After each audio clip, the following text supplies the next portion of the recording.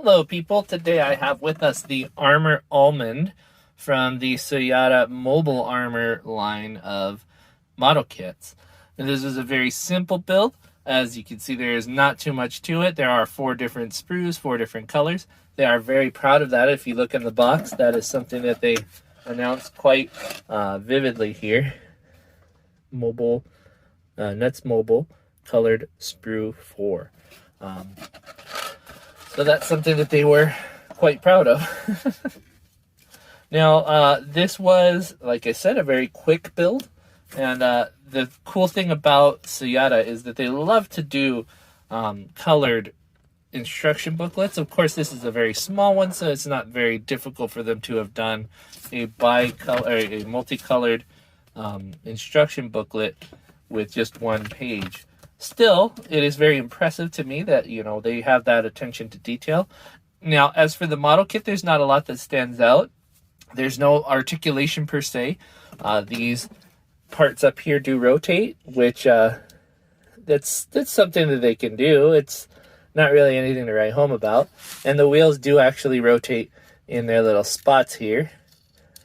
You know, you follow them down and make them a little bit flatter than I did, but these two also can rotate. So it is a VTOL vehicle. You can rotate them in place and you get your ducted air that way. And it did come with decals, which I'll show you in just a second. But, you know, from what we see here, not a lot to write home about. No severe articulation, nothing seriously groundbreaking here, except that it is a snap together kit and it is from a newer model company. This is one of their first model kits, actually, besides those small ninjas and samurai. You'll notice that the nut itself is embedded into the plane, which is a cool build. Everything under here is obviously smooth, so if you wanted to texture that or paint it up, just take these things apart and you can do that. It's not terribly difficult to get to everything that you see here. If you don't need to do that, if you feel that you can leave it as is, like I said, there are decals in this package here, and that includes some eyes, these X marks, and a couple of numbers here. There's 1, 2, and 3 on the white there. And that, if you look at that, it's just like a little gauge. I don't know what JUHSKG would be, but they're included as well. There's some more 1, 2, 3s and some warning labels. So if you don't want to use these on this particular model kit, these are a pretty nice size as well.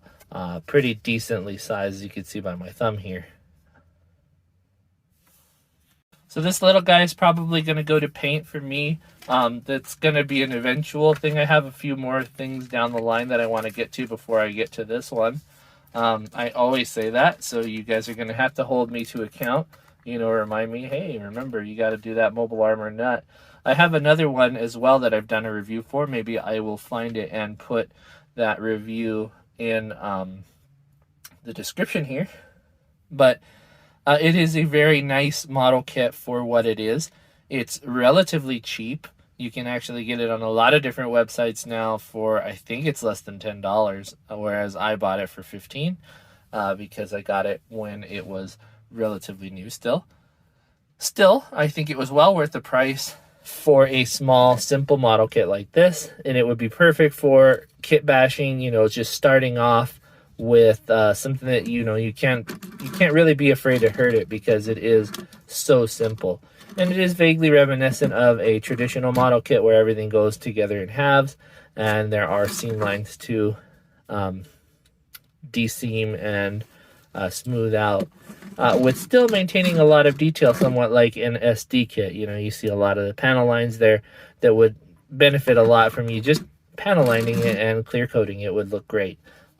With those decals like they show on the box art here, it would look quite fancy. And I think that is a cool one to look at.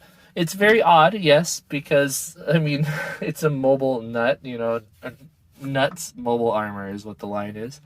Very unusual, and I like it. You know, it's one of those fun things that's very distracting and just ridiculous, and that is something that I love more about this model kit company. They're just not afraid to do weird things. Now, the latest kit I built from them was the Angela, and she didn't have a colored booklet, which I was surprised at. I just launched a piece there. She didn't have a colored booklet, which was a little alarming because every other model kit that I built from them has had one.